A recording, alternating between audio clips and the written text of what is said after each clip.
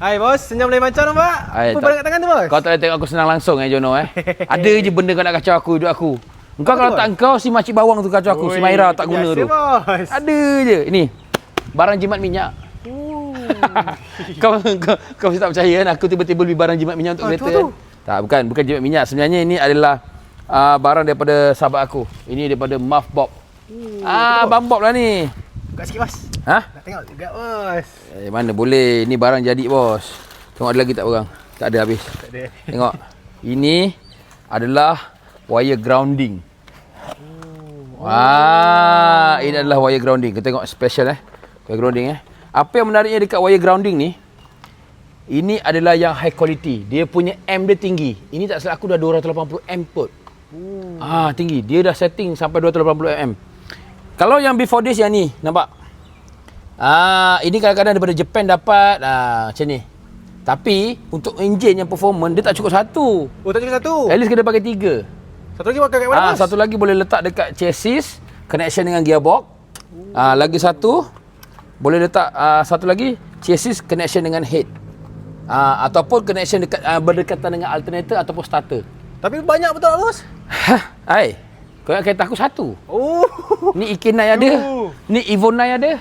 Tu mana lagi satu aku punya tenggiling tu? Mana tadi? Masih bawang bawa. Evonai pun ada masalah juga, benda yang sama. Jadi benda ni penting lah. Ini wire grounding. Tengok dia punya finishing. Ini kalau kau nak dapat kau kena direct call owner. Kena direct dapatkan dengan owner. Sebab ni dia memang tak ada jual dekat online ni, nampak? Oh, material dia baik bos Material baik. Ini dia punya apa ni? Dia sebenarnya dalam dia ada lagi satu wire tau. Dia ini casing tau untuk elakkan spark. Spark bila kita start engine tu takut ada spark. Jadi dia ada case dia sebenarnya. Dalamnya ada satu lagi. Ada safety lah. Ya. Tengok. Dia sama je macam ni. Ini saya tak tahulah. Owner kereta lama dapat kat mana saya tak tahulah. Tapi ini yang abang Bob punya. Sama lebih kurang sama. Nampak? Betul bos, sama bos. So ini nanti boleh pasang dekat head satu, dekat bahagian gearbox satu. So cukup. Satu kereta almost pakai 3 earth ground ni pun dah cukup biasa. Jadinya yang mana ada masalah lampu, macam contoh engkau buka lampu malam kan? Betul. Engkau buka signal kan? Lampu tu jadi malap. Tek.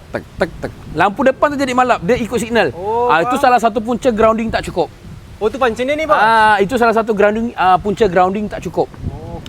Lagi satu, bila kita tengah bawa tiba-tiba engkau akan ada rasa situation tu, lampu tu tiba-tiba malap sikit. Sebab bila aircon engage, current tak cukup, jadi lampu pun jadi malap. Dan kalau kau nak tahu Jono,